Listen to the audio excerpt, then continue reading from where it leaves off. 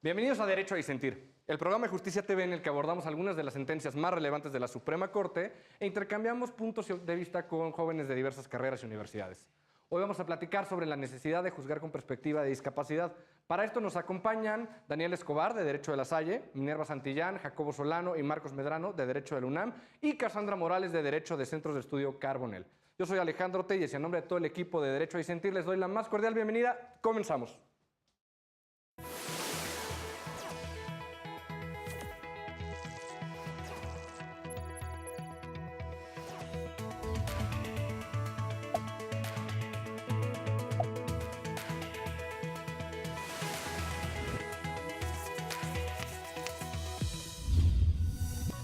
Como les platicaba, hoy vamos a abordar la sentencia dictada por la primera sala en el amparo directo en revisión 2387-2018.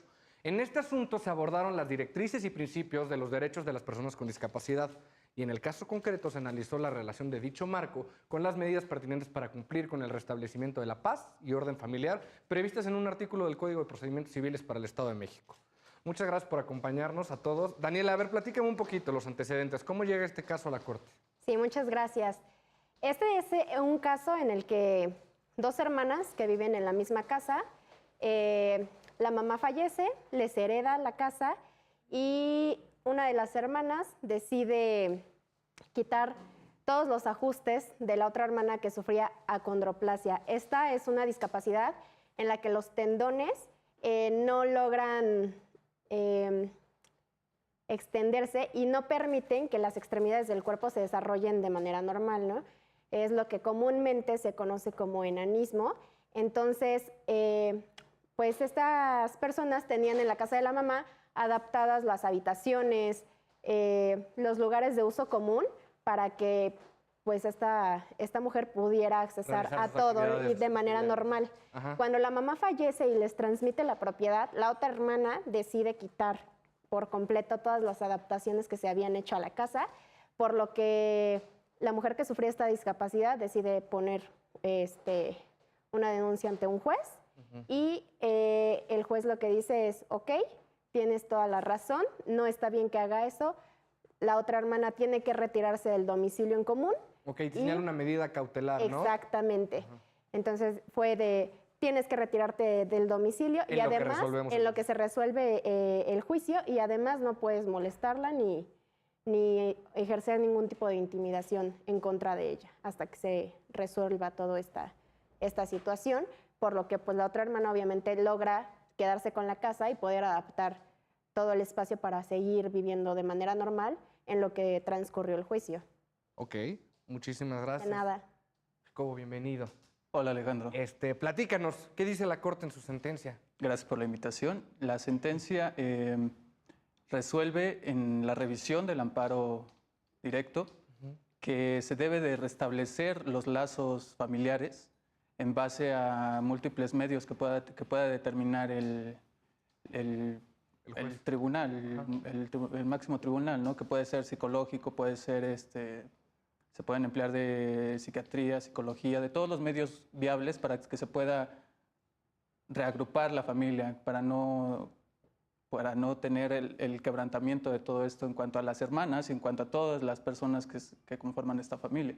Eso es lo que resolvió la Suprema Corte de Justicia en la revisión, pero yo creo que lo interesante es saber cómo se llegó a esto, ¿no? Que prácticamente fue de una medida cautelar, se retira a la hermana que es la agresora, la que violentaba a la hermana con el padecimiento genético, y después en la resolución se deja sin efecto esta medida, ¿no? Claro. Y la hermana puede regresar y prácticamente pues a volver a hacer.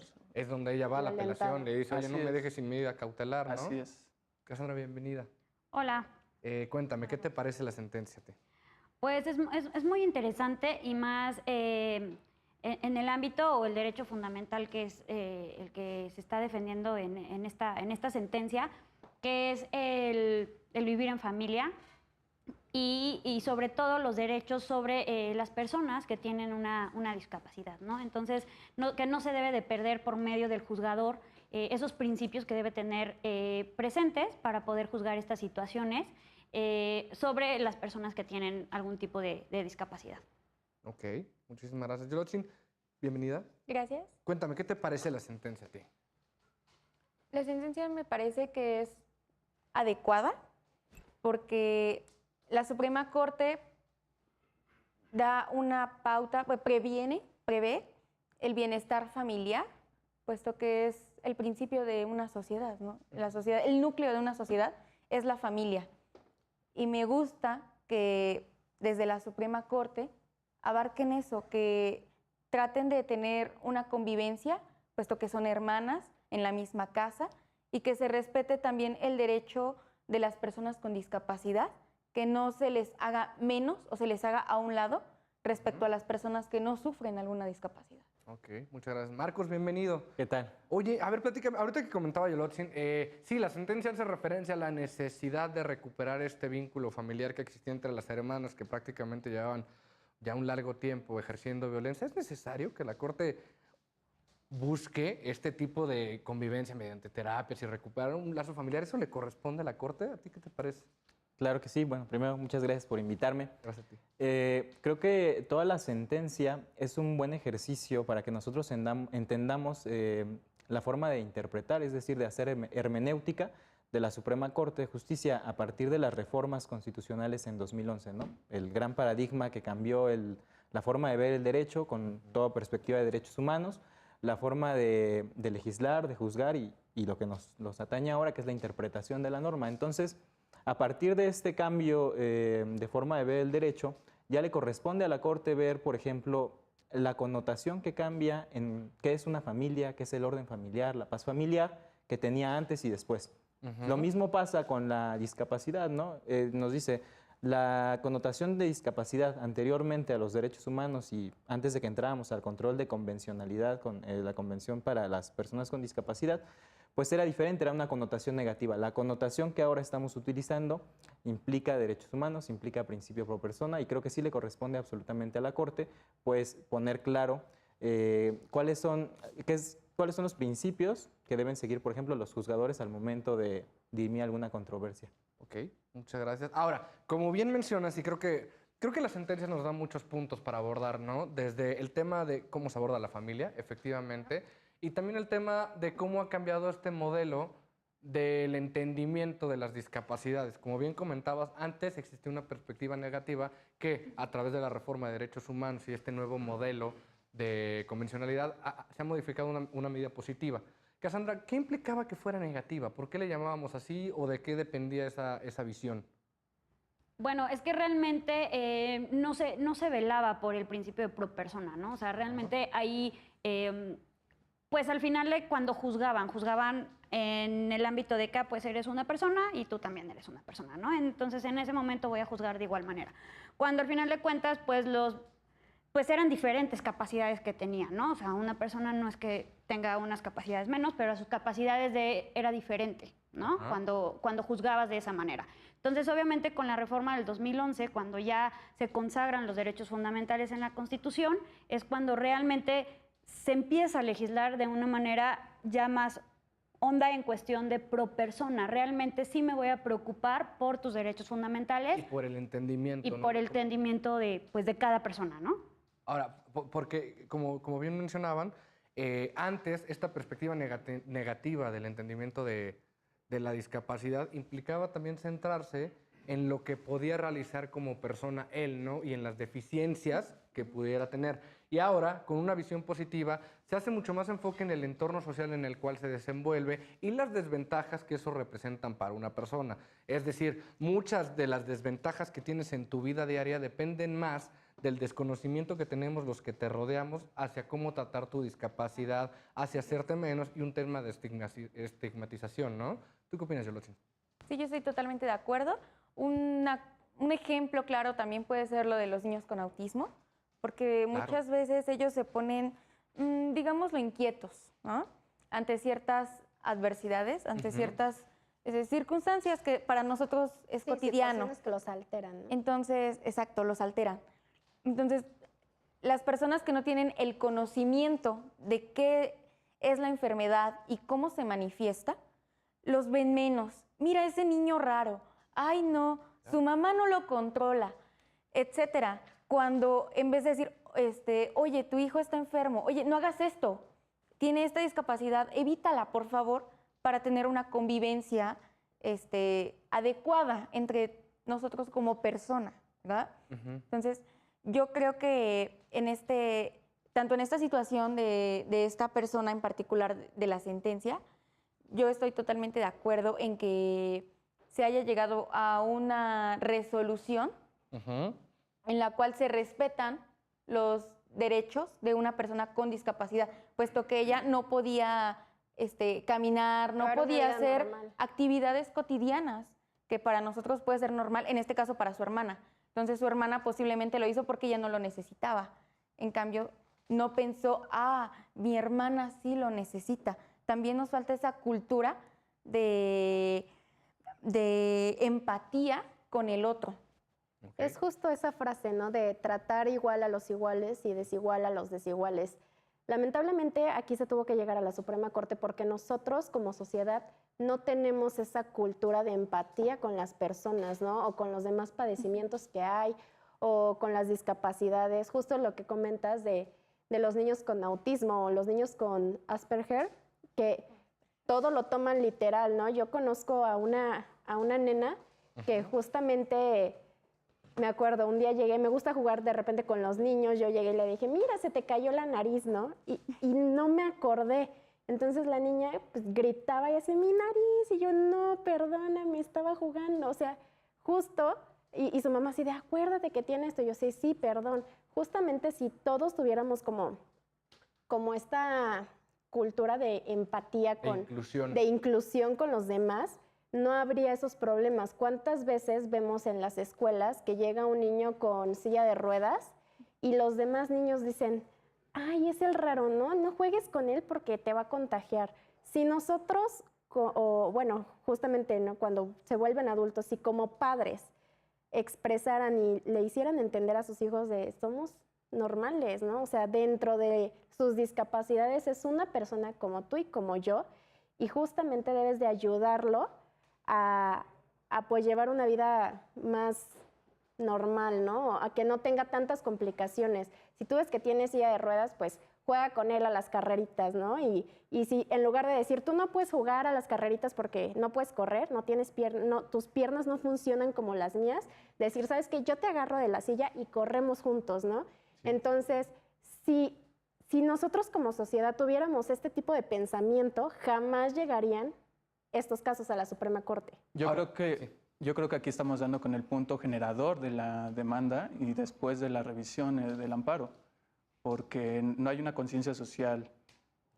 Antes de la cultura no hay una conciencia social para poder implementar, ya sea desde el gobierno o desde la sociedad en sí, medios para que estas personas se sientan adaptadas y aceptadas, ¿no? Tanto en el trabajo como en la casa. Si en la casa no tienes la comprensión de los tuyos, cuando salgas a la calle te vas a sentir vulnerado de todas maneras, ¿no? Claro. De todas las maneras posibles. A mí me parece que este es un tema bastante interesante. ¿Por qué? Porque al fin y al cabo los cambios en nuestra sociedad se pueden generar de dos modos, a mi entender, como un círculo. La sociedad puede generar ciertos cambios a través de sus conductas que se van a ver reflejadas en el derecho, y a través del derecho también se pueden haber ciertos cambios que van a permear en la cultura y en la vida cotidiana. ¿A qué me refiero con esto? Hace algunos programas platicamos de que parece que es un tema también generacional, de cómo se entendía a la discapacidad antes, e incluso, como hablábamos, una de educación especial. Si tienes alguna cierta discapacidad, te vamos a dar una educación diferente, en una escuela diferente, separada de los demás alumnos. Y ahora, en este nuevo entendimiento de la sociedad de inclusión, decimos, no, a ver, espérate, lo que nosotros tenemos que darte es herramientas para que tú puedas desarrollarte con todos nosotros, ¿no? Y me parece que la sentencia busca acompañar este cambio que queremos generar de perspectiva. No sé qué opinas, Marco. Justamente, creo que de lo que hablaba Dani, muy importante es tomar en cuenta esa normalidad en la que nosotros consideramos que vivimos y de la cual excluimos a estas personas, que es precisamente lo que la Corte trata de hacernos notar en la sentencia, ¿no? Es la discapacidad nosotros la creamos con nuestra ignorancia al no entender a las personas que precisamente necesitan otros medios por sus diferentes diversidades funcionales, que nosotros no comprendemos. Entonces creo que la sentencia lleva muy bien ese cambio de normalidad para tratar de decir, bueno, si nosotros adecuamos los medios, justamente lo que pelea la quejosa, es que se establezcan las medidas adecuadas para que ella pueda seguir desarrollándose y se desarrolle en un orden familiar y de paz estable, ¿no? Entonces, creo que la sentencia se enfoca a eso, a decir, bueno, las medidas deben existir para que estas personas puedan desarrollarse con la misma normalidad que todos. Es decir, una igualdad de condiciones en una igualdad de oportunidades. Creo que eso debemos resaltarlo bastante. Eso sin duda me parece bastante interesante. Ahora, Daniela, retomo un poquito la pregunta que hice al principio, porque si bien parece que es obiter al tema principal, sí me genera bastantes dudas. Y es este papel que asumen los jueces, el Poder Judicial, la Corte, de decir, bueno, también porque hay un artículo en la legislación del Estado de México, de decir, tenemos que procurar restablecer la normalidad en este vínculo familiar. ¿Tú crees que esa es una medida protectora para una persona que está siendo violentada? No. No como tal, o sea, sí, pero no, ¿no? Si bien la Corte tiene razón al decir, tienen que restablecer este vínculo, siento que a veces no basta con que ella la diga, ¿no? O sea, sí, restablezcanlo. Ajá. Tú me das un papel donde dice, tienes que restablecer la convivencia con tu hermana. Y luego... Sí, a través de terapias. Sí, exactamente. ¿Cómo la voy a restablecer? Claro. ¿Tú qué me estás dando como Estado, como Corte, como autoridad, para que yo pueda restablecer este vínculo? Porque ciertamente no es algo que digas, pues porque el papel lo dice, sabes que ya nos amamos, somos muy felices, vuélveme a poner mis adaptaciones y ya todo está perfecto. Claro. No, o sea, no se puede. La realidad es que Ese es el problema del derecho, ¿no? El mundo del ser y el mundo del deber ser. te dice, hazlo, pero ¿cómo lo haces? Sí. ¿Qué herramientas me das para hacerlo? Sí, claro. Ahí, bueno, ese es un punto medular en donde podemos también ver cómo desde los legisladores debemos de ser inclusivos. O sea, Exacto. desde que nosotros tengamos que legislar, nosotros, bueno, sí, que tengan que legislar de acuerdo a realmente a incluir a toda la sociedad, ¿no? O sea, Exactamente. ahorita la sentencia lo que sale también es solicitarle a los juzgadores que solucionen o que resuelvan con los principios también, de acuerdo a los principios de las personas con discapacidad, ¿no? O sea, también a ellos educarlos de esa manera, porque lamentablemente no los tienen presentes, ¿no? Entonces no juzgan a las personas igual, ¿no? O sea, ese es el derecho que en este momento yo veía que se estaba violando, que era el de pro persona para la persona con discapacidad. Para cerrar este primer bloque, nada más, Ylotzin, en este tema que hablamos de la familia, que la intención de la Corte es recuperar el vínculo, ¿te parece adecuado? Sí, porque como retomo, la sociedad, el núcleo de una sociedad Es la familia. es la familia. Y ahorita mis compañeros, sin darse cuenta, creo, lo acaban de retomar. La familia, todo empieza desde ahí. Ajá. Entonces, si nosotros, bueno, si la Suprema Corte no lo toma, ¿quién más lo puede hacer? Ok, perfecto. Pues miren, sin duda ya fue una parte interesante del debate. En el segundo bloque vamos a regresar con otro tema también bastante interesante, y es la parte en la que la Corte tiene que medir si las autoridades judiciales tomaron en cuenta esta situación de discapacidad para emitir sus resoluciones. No te vayas, esto es Derecho a Disentir por Justicia TV. Regresamos. Estamos de vuelta en Derecho a Disentir. Estamos platicando un tema bastante interesante, el relativo a las medidas para restablecer la paz y el orden familiar, y si ese es un fin que se debe perseguir a través de los operadores jurídicos. Ylotzin, nos comentabas que sí, porque es el núcleo de la sociedad, la familia, y entonces, si bien existe una situación de violencia, se debería buscar retomar ese núcleo. Marcos, tú nos querías comentar algo al respecto. Claro, sí. Justamente la Corte creo que en cuanto a su resolución, en derecho lo hace de la siguiente forma. Toma en cuenta el control de convencionalidad y de constitucionalidad al decir que el derecho a vivir dignamente dentro de tu familia es un derecho humano. No solamente es el Código de Procedimientos Civiles, el Código de Procedimientos Civiles del Estado de México, del cual se habla, que establece que hay que tomar las medidas para el orden familiar, también se fundamenta a su vez ese código en la Constitución y en los tratados de convencionalidad. Además, uno de los principios que tiene el protocolo de actuación para juzgadores en caso de personas con discapacidad es el de independencia y autonomía de la persona con discapacidad. Y justamente nos dice ese protocolo, esta autonomía y esta independencia, ¿en dónde empieza?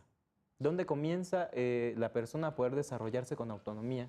Pues en la familia, ¿no? La sociedad obviamente no la va a acoger tan fácilmente o tan rápidamente como lo haría la familia al momento de brindarle o enseñarle las posibilidades de ser una persona autónoma a pesar de sus discapacidades. Entonces creo que es importante que la Corte resuelva de esta manera, tomando en consideración no solo la parte de discapacidad, sino también la parte de la familia en la resolución final. ¿Tú coincides, Cassandra? ¿También tenemos que velar por la unión familiar en estos casos?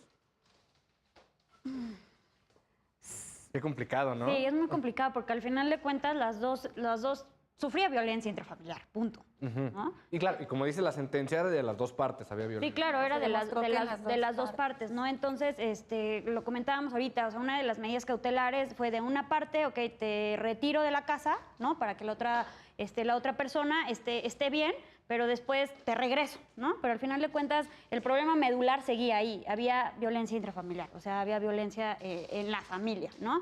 Entonces, obviamente, ahí genera una parte del juzgador donde dice, ok, bueno, váyanse a analizar psicológicamente, psiquiátricamente, para ver si logran una sana convivencia, ¿no? Entonces, bueno, ahí sí son dos puntos totalmente diferentes, porque, bueno, yo me voy un poco más a que sí se le estaban violentando los derechos a la persona con discapacidad, porque le estaban viendo de una manera similar con la otra hermana, ¿no? Entonces, pues sí, son dos temas muy diferentes, pero muy, muy importantes. Ahora, y sobre este punto, Jacobo, tú tenías algunas dudas en el tema de la medida cautelar, ¿no? Y su contraposición con la sentencia definitiva. Sí, así es. A ver, Bueno, antes de cuéntame. pronunciarme eso, en cuanto a la familia que Ajá. mencionan, recuerdo que ellas viven en un bien inmueble que está en una sucesión.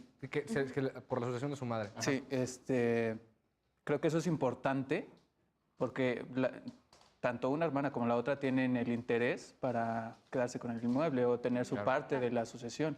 Ujú. Entonces, sí es la parte medular la familia, pero si ya hay lazos completamente quebrantados, lo que se debería de ver es que si bien separadas, ya no tengan ningún problema, ya no se vulneren, porque a veces está separada la familia, se empieza a tener detrimento en cuanto a su condición. Ok. Y más cuando hay una discapacidad de una hermana con la otra, ¿no? Ok. En cuanto a la medida, sí, yo estoy en contra de que primero se le haya impuesto retirarse de la casa y no haya tenido ningún contacto. Y luego, ya cuando viene la sentencia, se dice que no hay una violencia familiar. Y la O que hermana puede regresar, ¿no? y que puede regresar a la casa. Entonces, yo siento que primero rompen de tajo el lazo cuando desde ahí pudieron haber hecho lo que la Suprema Corte hizo. Ok, me parece bastante. Y después regresa, si es que regresa la hermana, la que es la agresora, van a seguir con lo mismo.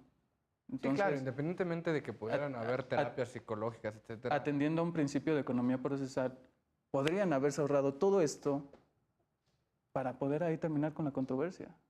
Ok, sí. Yo opino eso, o sea, debieron de haber ratificado que quedara la hermana fuera y tener esa mediación, pero sin vulnerar otra vez que estuvieran juntas. Cassandra, te veo dudosa sobre esa aseveración.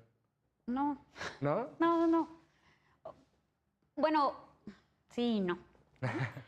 Sí, obviamente, si regresamos al tema de que la familia es un tema que en cuestión de sociedad nos preocupa, que siempre esté integrada de una manera sana, porque no, ¿para qué requieres un núcleo familiar que no esté integrado de manera sana, ¿no?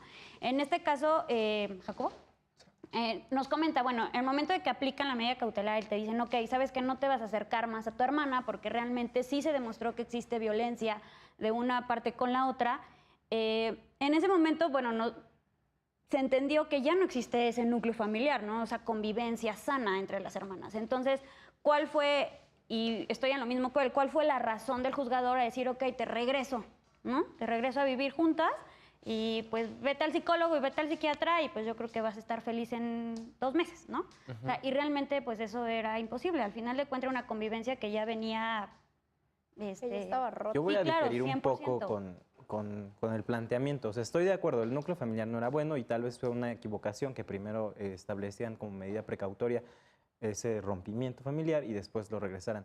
Sin embargo, el principio pro persona que aplica aquí la Corte o cuando hace el análisis de fondo nos dice, no siempre le vamos a dar la razón a la persona que se encuentra en situación de vulnerabilidad o que pide el principio pro persona. Lo que vamos a hacer es ver qué medida precautoria podemos hacer, y porque al final de la sentencia la Corte nos dice eso, ¿no?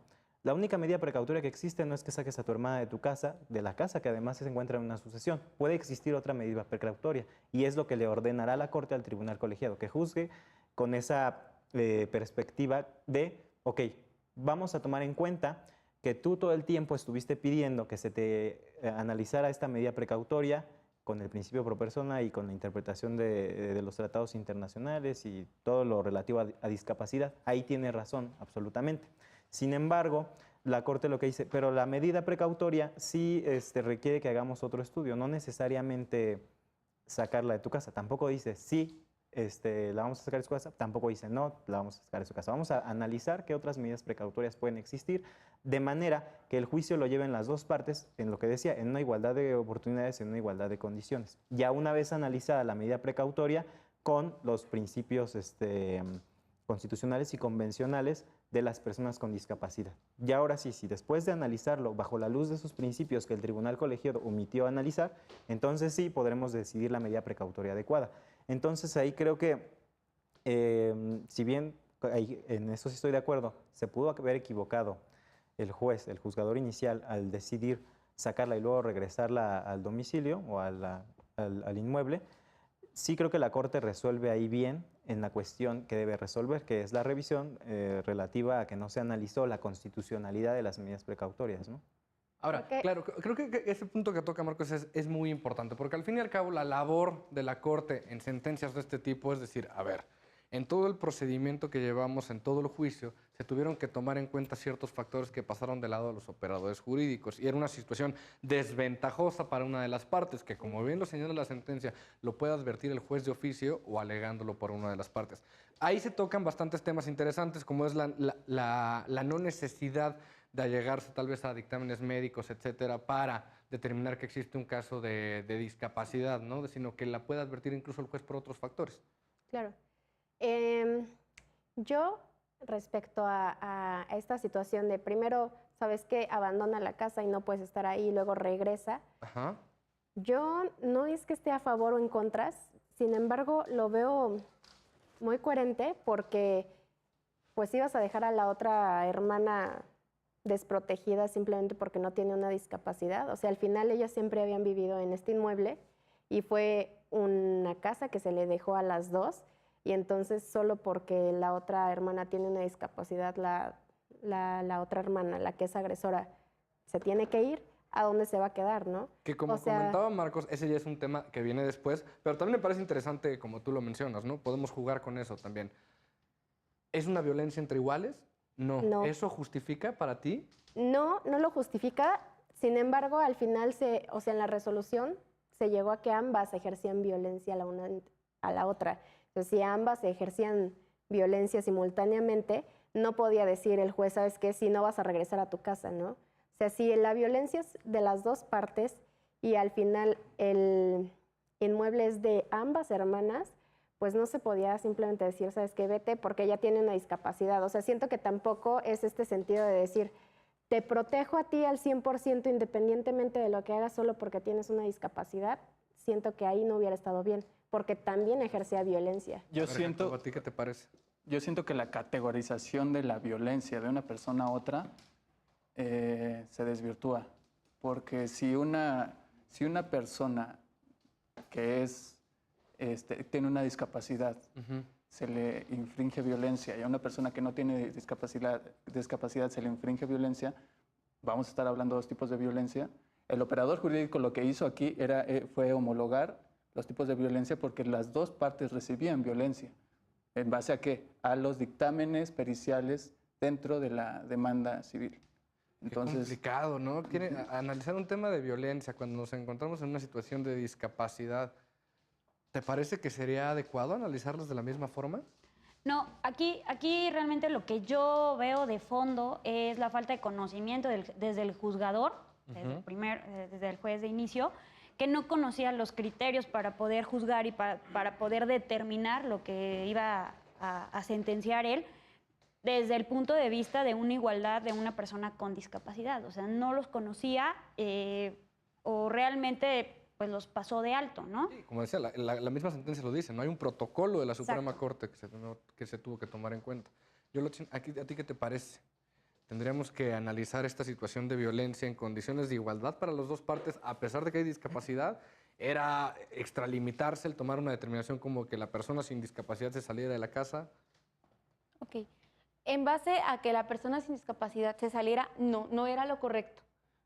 Porque, como bien lo decía mi compañera, ¿a dónde se va? Si ese era su domicilio, ¿no? O sea, también proteges a una parte, pero a la otra la desproteges completamente. Ahí es donde ya no aplica el derecho de igual manera para ambas partes, puesto que las dos viven en la misma casa.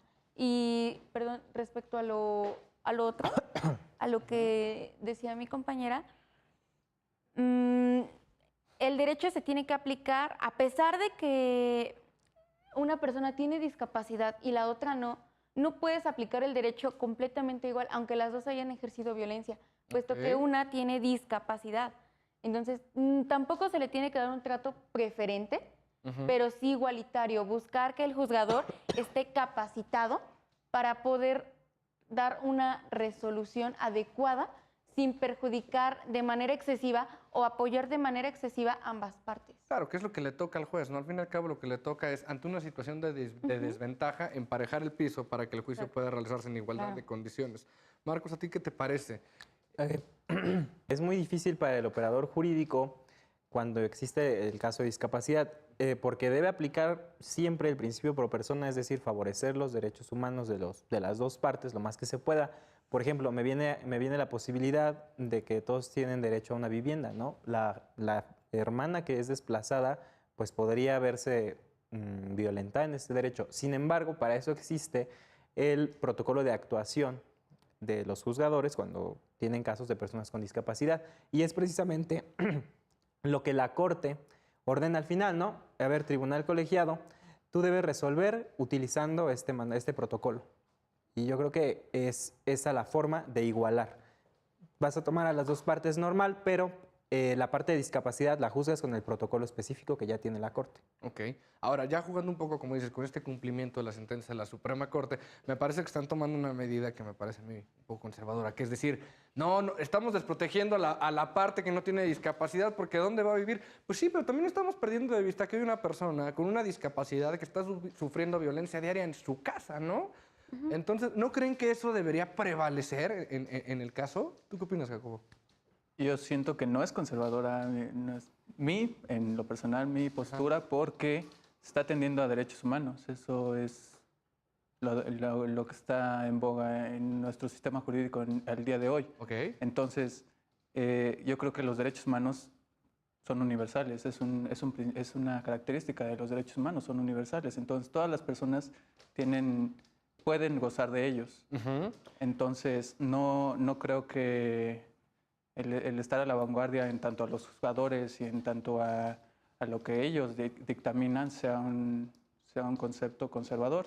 Yo creo que deberíamos ir más allá a una nueva clase de derechos humanos para poder ver las distintas perspectivas y que haya un piso mínimo, porque si atendemos dogmáticamente a la discriminación hay dos tipos, hay activa y pasiva. ¿A qué me refiero con esto? A que todos sabemos que al ejercer una acción de discriminación, esa es la activa. Pero el mismo juez y la misma Suprema Corte hace énfasis en qué puntos son vulnerables en cuanto a la discriminación de personas con discapacidad. Eso sería una discriminación pasiva. Entonces, atendiendo a una nueva clase de derechos humanos, se tendría que ver, como lo mencionamos antes. Aquí lo que me dice Jacobo es que los derechos humanos son universales, o tienden a la universalidad, por lo menos. Y por ende, las dos partes en el juicio tenemos que respetar sus derechos humanos. Claro. ¿A ti te parece argumento suficiente, Daniela? Porque, o sea, estamos ya jugando a lo que va a pasar después en una sentencia de cumplimiento, pero a mí me parece que esto va a implicar que en determinado momento tenemos que regresar a las dos personas a vivir bajo un mismo techo. Y que, si bien se van a llevar a cabo terapias, la violencia va a persistir un tiempo. Exactamente. Pero protegiendo los derechos humanos de las partes, pues estamos desprotegiendo a la persona con discapacidad, ¿no? Sí, sí estoy de acuerdo en lo que dices, pero también si nos enfocamos solo a este caso y no lo generalizamos, si nos vamos solo a este caso, Ajá. era una discapacidad física y no una discapacidad intelectual. Entonces, ambas ejercían violencia de la misma manera. Él es mi hermano, yo voy y te digo, tú a lo mejor, en este caso, este tipo de discapacidad es que, bueno, Ajá. su estructura física es más pequeña, pero intelectualmente yo voy y le digo, Jacobo, eres así, y así, y así, y así, me tienes harta, y Jacobo va a voltear y me va a decir, tú también. Pues, Y así, claro, y así, y así. Pero no estamos tomando en cuenta que lo que pasaba es que había adecuaciones en la casa Claro, que también yo se le estaban quitando, ¿no? Que es lo que decía de repente, oye, no puedo realizar mis actividades diarias porque creo me que quitó más el bien banquito lo que tenía que utilizaba". decir la sentencia era, ok, va a regresar, van a vivir en el mismo inmueble, Ajá. sí, pero la condición para que tú como persona sin discapacidad sigas viviendo en este lugar es que dejes todas las adecuaciones que necesita tu hermana y en el momento en que tú vuelvas a retirar o a obrar de mala fe, sabiendo que las necesita y las quitas o las mueves o algo así, entonces sí, te vamos a retirar del domicilio porque tú eres consciente de ello y ya lo estás haciendo con dolo. Creo que eso hubiera sido un poco más igualitario, más que enfocarnos en el hecho de si van a recibir terapia y van a ser felices y se van a dar muchos abrazos otra vez. Sería el deber ser, que comentaba Exacto. Marcos. Primero, quiero negar que seamos conservadores. Yo creo que no lo somos. Simplemente estamos viendo en cuanto a derecho lo que procede de derechos humanos, ¿no? ¿Por qué? Porque estamos viendo, o sea, una generalidad en la que nos dices que porque una persona con discapacidad, pues, es juzgada, digamos, igual a pesar de que la otra persona no tenía discapacidad. Justamente lo que dice la Corte es, estos casos hay que juzgarlos en el caso concreto. Y hay unas, como dice, medidas razonables, adecuaciones razonables que se tienen que adecuar en las medidas para restablecer el orden social o familiar de las personas. Entonces, con discapacidad, de las personas con discapacidad. Entonces, creo que deberíamos tomar en cuenta esta parte que en concreto debemos resolver en cada caso y de ahí poder partir que justamente la nueva medida que establece el tribunal colegiado tenga estas características, ¿no? De acuerdo a lo concreto que debemos resolver según el protocolo de actuación de la Suprema Corte para los juzgadores, establecer una medida que diga, precisamente si tú quieres seguir viviendo aquí, tienes que mantener las adecuaciones, que son adecuaciones razonables de acuerdo a la norma y al régimen aplicable a las personas con discapacidad. De esta manera estamos juzgando en igualdad con perspectiva de discapacidad. Mira, qué interesante. Creo que todos ya coincidieron en el punto, menos yo, que al parecer les quiero hacer la vida imposible, pero es muy interesante lo que están platicando. Sin duda podemos regresar un poquito a este tema para llegar a unas conclusiones en el tercer bloque. Esto es Derecho a Disentir por Justicia TV. Acompáñanos. Estamos de vuelta en Derecho a Disentir por Justicia TV. Estamos teniendo un debate bastante interesante donde pues, ya todos se pusieron de acuerdo contra mí, al parecer, respecto a cómo se debe actuar con este protocolo que tiene la Suprema Corte y lo que debería pasar a efecto de no desproteger tanto a la persona que sufría violencia y tiene una discapacidad como a la otra persona que también, según los peritajes, sufría de violencia en la vida cotidiana. Ahora, Cassandra, más o menos, cuéntame un poquito, este protocolo que tiene la Suprema Corte y los principios que menciona, ¿de qué va esto? Ok, este protocolo, o referido, como lo mencionaba Marcos, tiene ciertos principios básicos Ok. que deben de considerar los juzgadores al juzgar ciertas afectaciones a las personas con A discapacidad. ver, platícamelos. Te comento algunos que son, bueno, los 8. El primero debe de considerar un abordaje de la discapacidad desde el modelo social y de derechos humanos. ¿Qué es lo que platicábamos hace un poquito, no? Ya no ver a la persona con discapacidad como el problema en sí, físico o biológico, etcétera, sino al entorno en el que se rodea. Claro, el segundo es mayor protección de los derechos de las personas con discapacidad. Que ahí ya entra un poco en juego lo que Sí, dicen contra que Lo que soy. tú estás diciendo. Yo digo que sí. Es lo que digo yo, pero ustedes dicen que si yo estoy mal, está bien, ajá. Ok, el tercero es igualdad y no discriminación. El cuarto es accesibilidad. 5, respeto de la dignidad inherente, la autonomía individual, incluida la libertad de tomar las propias decisiones y la independencia de las personas. 6, participación e inclusión efectiva en sociedad. 7, respeto por la diferencia y la aceptación de la discapacidad como parte de la diversidad y de la condición humana. Y 8, respeto a la evolución de las facultades de los niños y niñas con discapacidad y su derecho a preservar su identidad. Muchísimas gracias, Cassandra. Qué importante que todos conozcamos estos principios del protocolo que ha establecido la Suprema Corte. Y ahora, con base en estos 8 principios, Yolotzin, ¿qué te parece? ¿Te parece conservadora la postura de los que defendemos que sí se debería ir de casa la persona que ejercía la violencia y no tiene una discapacidad? Sí, se me hace conservador. Sí, porque finalmente es su casa.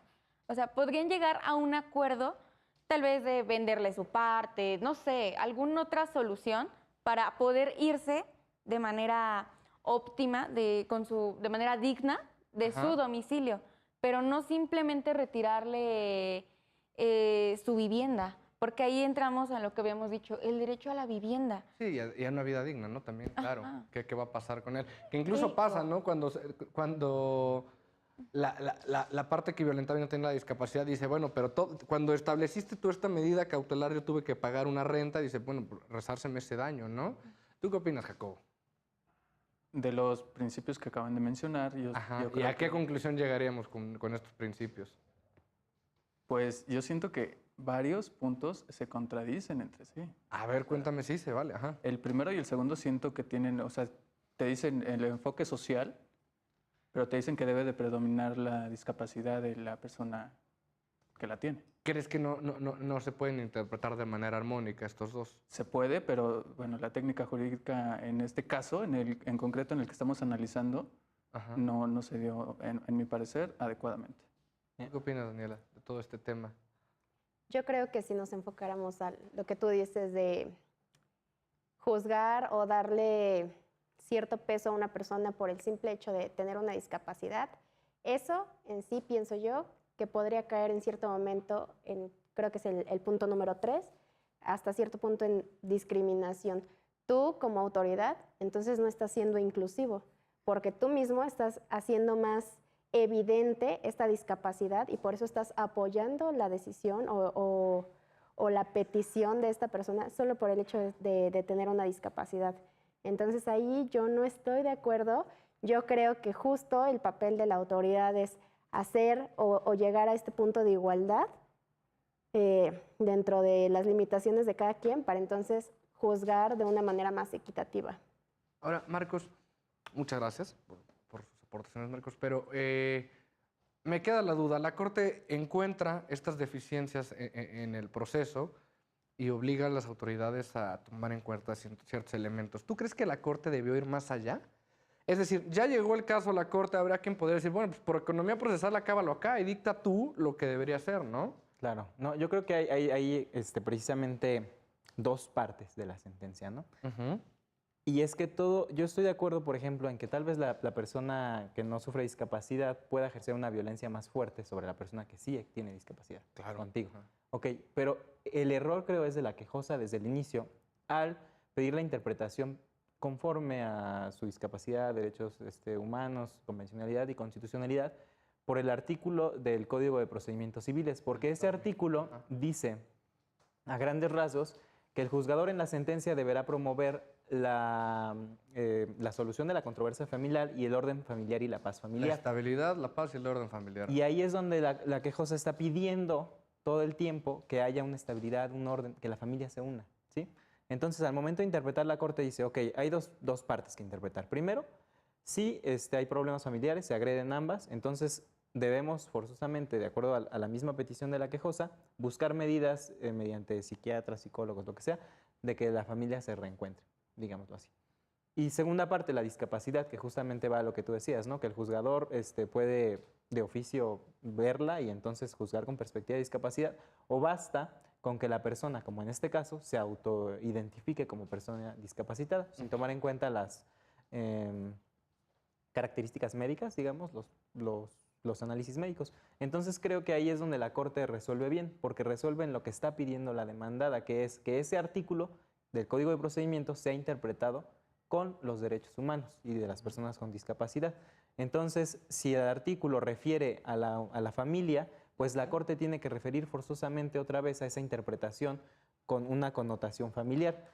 Entonces, creo que la Corte no debió ir más allá porque al establecer que las medidas deben tomarse de acuerdo a los principios que establece el protocolo, por ejemplo, accesibilidad, que es romper las barreras físicas y las barreras actitudinales de la sociedad para que la persona pueda entrar en la inclusión, porque son principios que van ligados, el juzgador del tribunal colegiado ya tiene una idea de qué es lo que debe hacer, no simplemente dejar sin medidas, ¿no? O sea, ya la sentencia te pide que establezcas medidas para que la persona se vuelva a encontrar en la sociedad de manera incluida y con su familia también. Que de nuevo vuelve a ser un tema de interpretación, ¿no? Como podemos, o sea, como platicábamos hace poco con Jacobo, si bien estos principios nos dan cierta base para partir a cómo se debe resolver, siguen siendo interpretables, ¿no? Como decía Jacobo, a mí me parece que estos dos podrían no coincidir o contraponerse, y a la autoridad que le toca dictar la sentencia ahora, pues también podría tener una interpretación mucho más acotada de lo que implica accesibilidad, darle una posición privilegiada a la persona con discapacidad, etcétera.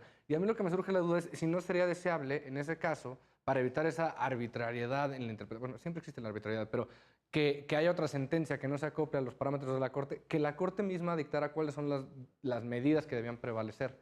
¿Tú qué opinas, Yolotzin? Sí, la Corte tiene que apoyar a los juzgados. Claro. Al juzgador lo tiene que apoyar en caso de que él no sea competente o no se sienta competente para poder resolver, puesto que son personas.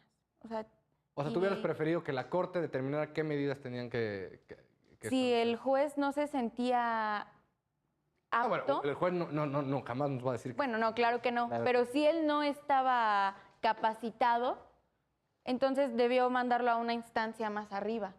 ¿Tú qué opinas, Cassandra?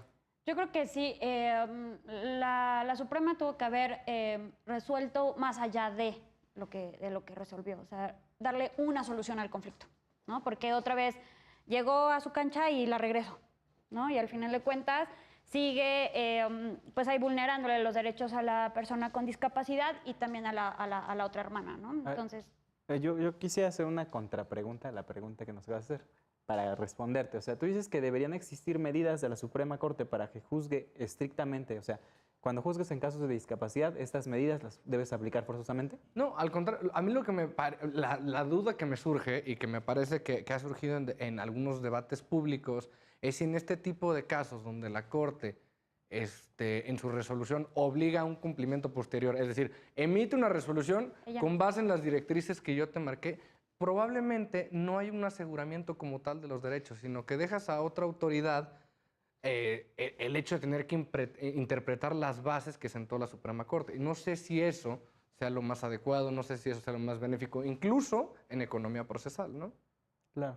Pues yo creo que las medidas ya están dictadas en el protocolo, que lo que debe hacer la instancia que va a resolver definitivamente pues es atenerse a ellas, porque justamente una de las cosas que se discute en la sentencia es que hay que analizar el caso concreto todo el tiempo. Entonces, esas medidas, incluso la Ley General de Inclusión de Personas con Discapacidad, te establece que esas medidas deben ser adecuadas, proporcionales a la capacidad económica incluso de la familia, ¿no? Para poner esas medidas. Entonces, creo que todo esto sí es un poco relativo, un poco concreto, que sí la Corte no podría estar resolviendo todos los casos, ¿no? Claro. Y el tribunal, pues, es que tiene esa chamba, tiene la finalidad de resolver, pues, el caso que le llega. Que es un punto importante el que toca Marcos también. O sea, la Suprema Corte tiene que confiar en sus juzgadores y no decir, bueno, pues yo voy a resolver todos, ¿no? Sino decir, yo te senté las bases en un protocolo, claro. tú Sí. sigue adelante y confío en que lo vas a hacer con los... Pero puede otorgar ciertos parámetros. Exacto, ¿no? O sea, los juzgadores de ahí se pueden medir. Sí, ¿Qué sí. es lo que hacen, ¿no? Al final, porque dice, tienes que resolver con estas medidas, tienes que resolver de las medidas que hay que tomar y tienes que resolver con el protocolo de actuación de juzgadores. Si lo omitiste, tú debes de resolver con esto. Y esas son las medidas. No te dice exactamente, debes hacer esto y estas medidas específicas tomar, Y ahora el pero problema... sí te dice cuáles son el régimen jurídico que deberías tomar. Y el problema, ¿cómo se va a asegurar la Suprema Corte en el momento de que realmente lo estén utilizando estos principios de acuerdo a la interpretación del juzgador? Es lo que para mí se queda en el limbo. Pues claro, sí, es Porque un es problema. Es el interpretación. problema de la confianza con tus demás tribunales, pero pues así es el Poder Pues Judicial. un paso por un lado para el otro, ¿no? ¿Tú qué opinas, Daniela? ¿Qué te hubiera gustado? ¿Qué me hubiera gustado? Realmente no, o sea, creo que estuvo bien que dejaran que la otra hermana regresara a la casa. Creo que es correcto. Creo que, pues al final sí se juzgó con cierta igualdad. Ujú. Sin embargo, pues creo que al momento de dictar las medidas precautorias, pues debió de haber analizado otro tipo de cosas, porque si no, en efecto, como te comentaba, la otra parte también queda desprotegida y no puedes simplemente decir, sabes que salte, no regreses, punto. O sea, no estamos viendo como todo y nos enfocamos al problema, y siento que al enfocarnos tanto en la discapacidad de una persona, pues no estamos siendo inclusivos al momento de juzgar. Claro que es importante, como también me lo hizo ver Jacobo, ¿no? Que muchas veces por querer darle una perspectiva especial a la persona con discapacidad, puedes llegar a descuidar que también la otra persona otra. tiene derechos humanos y los tenemos que Exactamente. proteger también y velar por su dignidad, por su derecho a una vivienda digna, etcétera. Jacobo, ¿cuáles serían tus conclusiones después de este debate?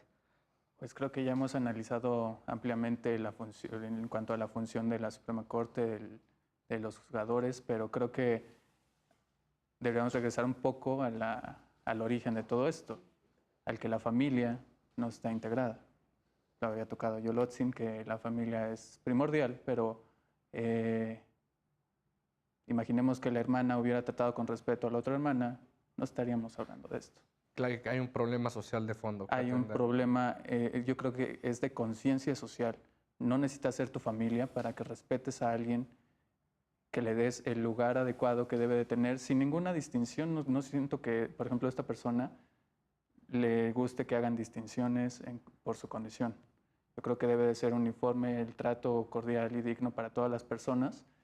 Y de ahí, o sea, este problema familiar que pudo haber nacido de un pequeño problemita en casa, vino hasta la Suprema Corte y vino a hacernos platicar de esto, Claro. ¿no? Entonces siento que el tratarnos como debemos de tratarnos, sin complacencias, sin mayores alegorías, es lo adecuado para que estos problemas no lleguen ni a tribunales ni a la Suprema Corte. Muchísimas gracias a todos. De verdad me quedo con muchas reflexiones. Fue un debate bastante interesante donde a mí también me hicieron participar por lo relevante que es este tema, ¿no?